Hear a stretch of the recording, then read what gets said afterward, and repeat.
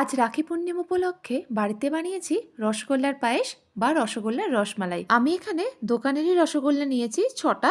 রসগোল্লাগুলোকে ভালো করে চিপে চিপে রসটা বার করে অন্য একটি পাত্রে রেখে দিচ্ছি। মানে একটি প্যান গরম করে তাতে সামান্য জল দিয়ে দিচ্ছি 500 গ্রাম দুধ। একটু গরম হলেই একটু দুধ তুলে নিয়ে কটা স্যাফরন ভিজিয়ে রাখবো।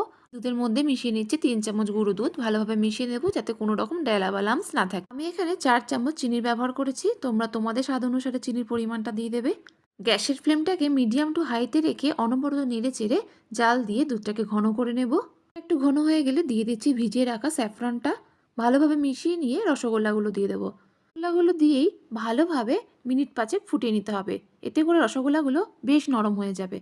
শেষে দিয়ে দেবো এলাচ গুঁড়ো। গ্যাস থেকে নামিয়ে গরম গরমই যে পাত্রে রাখবো সেই পাত্রে ঢেলে রাখছি। এদিকে কিছু কুচানো আলমন্ড ছড়িয়ে দিচ্ছি। ঠান্ডা হলে পরিবেশন করব। দেখো কেমন নরম হয়েছে, খেতে কিন্তু বেশ সুস্বাদু হয়। তোমরা একবার অবশ্যই ট্রাই করো।